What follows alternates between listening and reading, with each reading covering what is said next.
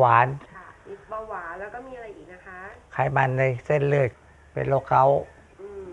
รวมกัน3 โรคเลยสามโรคใช่ไหมคะดีโรคเนี่ยไหนมาก่อนคะคุณลุงโรคเบาหวานก่อนครับเบาหวานมาก่อนเลยครับคุณลุงมีอาการเป็นยังไงบ้างเพราะตอนนั้นแย่เลยทำงานก็ไม่ได้ ที่เป็นลมบ่อยอาศัยเขาว่ารับทำอาหารก็ไม่ได้เบาหวานทรงไม่ไหวไปไม่ไหวมันหน้ามืดเหรอหน้ามืดถ้าเดินไปเป็นลมล้มไปเฉย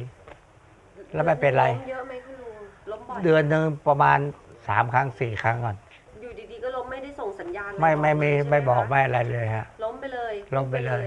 แล้วก็จะลุกได้เป็นครึ่งชั่วโมงอืมแล้วเบาหวานผมยังออกตาเลยฮะค่ะเนื้องอกในตาผมก็ไปหาหมอ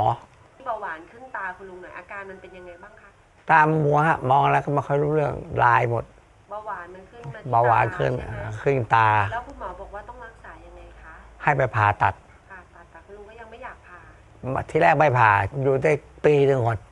หมอว่าถ้าคุณไม่ผ่าเนื้องอกในตานะคุณไม่หายหรอกคุณตาจะดีก็ช่าง แต่คุณต้องเอาออก แล้วผมเลยไปเอาออกเนี่ยหมดไป20,000 บาทแล้วตอนนี้คุณลุงมองเห็นชัดเจนดีฮะดีมาก แต่ว่าถ้ามองนี้ธรรมดาตามันจะรีข้างผมเลยจะเอาแว่นใส่แล้วมันจะชัดกว่าในปัจจุบันตาของคุณลุงดีขึ้นมากแล้วค่ะ แต่ก่อนหน้านี้อาการของโรคเบาหวานส่งผลกระทบอย่างมากกับชีวิตของคุณลุง เพราะเบาหวานส่งผลให้คุณลุงเป็นลมและล้มบ่อย และเบาหวานเองก็ยังส่งผลกระทบกับตา เป็นต้นเหตุให้เนื้องอกเกิดขึ้นมาจนบดบังการมองเห็นค่ะ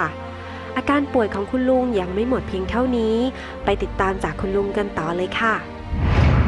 แล้วก็โรคเกาต์ค่ะแล้วโรคเกาต์นี่คุณลุงเป็นหนักถึงขนาดไหนคะเป็นถึงว่าไปหาหมอจะตัดนิ้วอย่างเดียวผม